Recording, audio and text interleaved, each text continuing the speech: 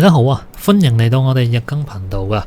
咁同大家都睇一個新聞啦。咁呢個新聞呢，就係同大陸經濟相關嘅。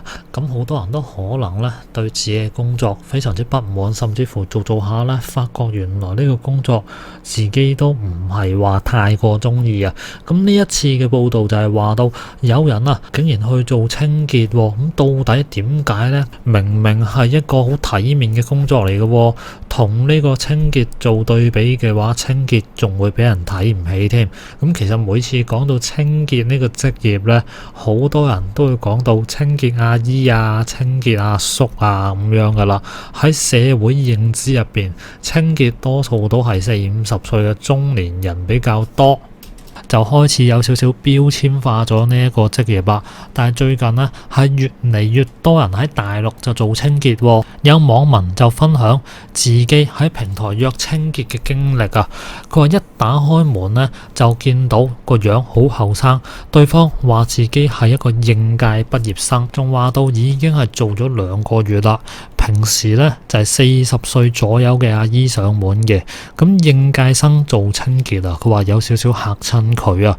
而深圳某一間嘅家政公司嘅一個招聘人員話佢知，佢話今年公司上崗嘅人員呢，平均年齡係34歲啊，而應徵嘅人啊係25到28歲嘅人最多啊，甚至有唔少00後啊，即係話到呢，點解34歲啊？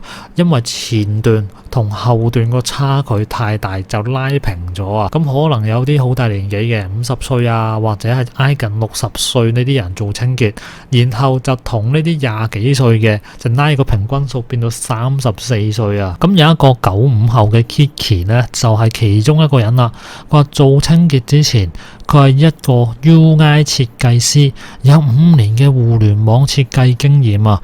舊年下半年啦，佢話俾人優化，佢揾嘢做之後又主動辭職。佢話喺寫字樓嘅日子太多嘅通勤啊，而且仲有啊要追人工㗎竟然。然後啲領導呢又欺凌佢，仲有不停咁改稿，因為 UI 設計呢就等於係你程式啊 APP 嗰一類嘅設計啦，差唔多咁嘅嘢啦。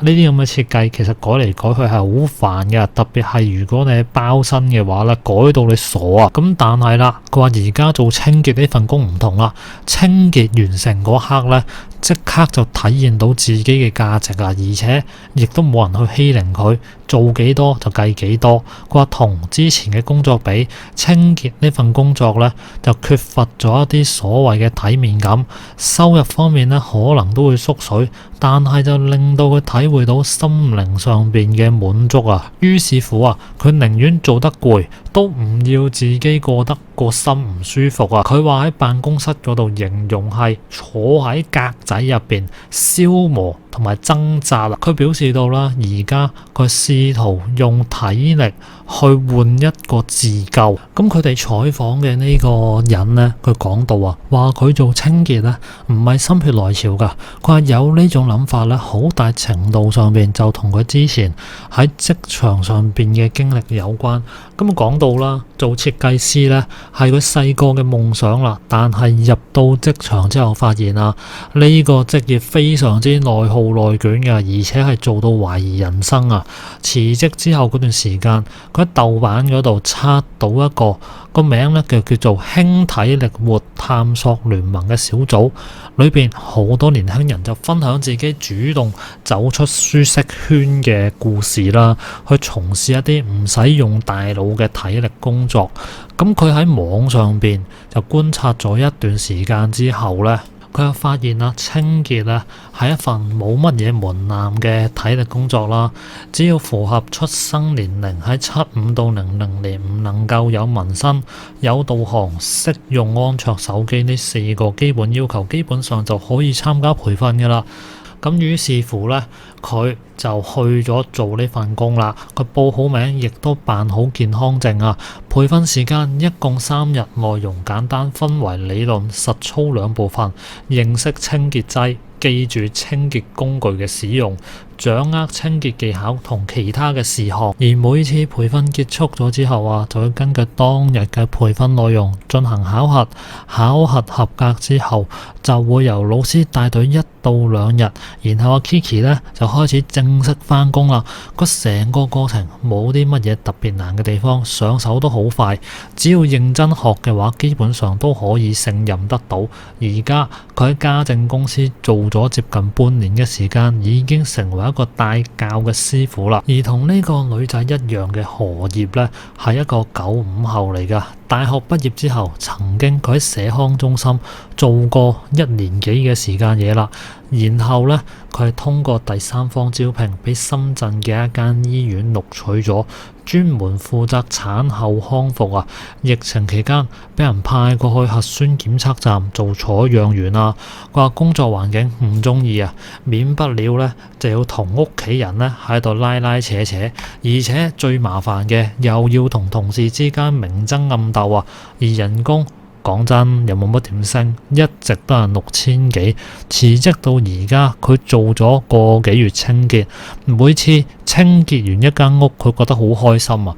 靠自己嘅勞動賺到錢，又可以呢有一個舒適嘅生活環境俾到人，佢覺得呢件事係好有意義啊！而另一個叫派派嘅人呢，佢做清潔係以自立門戶嘅形式，已經就嚟1年嘅時間，而佢亦都係一個00後嚟嘅。本科學嘅係國際經濟與貿易專業啦，曾經喺金融業做過一段時間。佢話自己係正式嘅金融民工啊，外人睇落去好似覺得啊，金融圈好高人工啦，但其實得佢自己知道啊。隨住行業紅利逐漸變少，人才已經係供過於求，金融圈已經高度內捲啊。個圈入邊睇學歷、睇經驗、睇證書。工作嘅每一日都好焦慮、好痛苦啊！佢話今年年初佢得到屋企人支持啦，同男朋友辭咗工之後，進行咗一次全面嘅市場調查，發現家政行業係存在一個長期嘅市場需求啊，而且投入成本低，適合創業啊！佢哋就想跳出現有嘅思維圈同埋舒適圈，換一種方式去生活啦，或者可以揾到真正適合自己嘅嘢，到底係啲乜嘢？而派派講到啦，做清潔啊，緩解咗佢嘅焦慮啊，由一個高度內捲嘅行業跳到一個唔睇行業、唔睇出身嘅行業，醫好咗學歷背景、工作經歷等等社會條件對佢造成嘅焦慮感，而且佢自己做嘢嘅時候好開心啊！佢話有時啊，朝早忙到收工，佢同成班團隊飲個奶茶、燒烤、食個嘢，大家坐埋一齊，係全日最寫意嘅時候啊！佢話有時候呢，做清潔之後，身上邊最直接感受到嘅就係攰，但係佢而家呢，係平均每日工作時間係長達12小時嘅，佢覺得自己每日呢，係連瞓覺都唔夠啊！而目前呢，佢哋就主要做新房開荒清潔啦，同日常清潔比呢，係要用更加多嘅時間、精力同人力，而且開荒嘅時候啊，每一個區域呢，係按照一定嘅順序進行清潔，同埋根據唔同嘅材質要選擇唔同嘅清潔工具啊，仲有清潔方法呢，亦都係要比較特別，係一個十分龐雜而巨大嘅工程嚟㗎。佢有一次啊，去一棟800平嘅大別墅做開荒清潔啦，2個團隊20個人做咗26個鐘先正式收工啊，客戶驗收滿意之後就俾咗2萬蚊嘅清潔費，係到而家為止最高嘅一單啦。咁雖然係好辛苦啊，但係又攰又開心啊。而何業對呢單工作最深嘅體會就係話好充實、好治癒啊！除咗啲嘢污糟邋遢啲之外，其他嘢都好滿意。做清潔唔使同人打交道，遇到嘅客戶都好友好，人工多勞多得，同之前嘅工作相比呢，係走少好多嘅彎路啊！更大嘅收穫就係醫好咗佢失眠啦。之前因為工作同感情嘅原因啦，何業嘅睡眠質素一直都好差㗎。而家呢，佢每日笪落床就即刻瞓得着啦。咁講翻個人工啦，何業提到啦，佢一日咧基本可以做到2到3單，每單2到3個小時，一個禮拜休息1日，按照37蚊一個鐘嘅時薪計落嚟咧，佢一個月係有5到7千蚊左右噶。而 Kiki 作為一個有經驗嘅前輩啦，計埋每個月1000蚊嘅好評獎勵、週期單同一啲自己嘅私單啦，每個月嘅人工8000蚊。但係啦，佢做設計師嘅時候，試用期人工就有9000幾，轉正之後去到12000啊。個人工方面的而且確係縮咗水唔少，但係佢認為啊，做清潔幾好啊，至少呢份工作唔使同人勾心鬥角啊嘛，淨係少咗勾心鬥角呢一樣嘢啊，已經可以令佢每晚瞓到個好覺啦。而且佢認為啊，每次清潔完之後見到自己嘅勞動成果係得到客戶嘅認可，心入邊就好有成就感啦。呢啲係之前喺職場上邊好難有嘅動作嚟㗎。咁講翻啦，其實咧而家做清潔啊喺大陸係有一個年輕化嘅趨勢喎。咁點解會有啲咁嘅趨勢啊？咁其實亦都係同市場經濟有相關啦。咁其實而家大陸好多嘅行業已經係非常之內卷㗎啦，反而咧你係變成一啲需要用體力勞動嘅工作咧，就冇乜人同你爭，因為大家咧都比較想做一啲耀威同俾人睇得起嘅工作啊。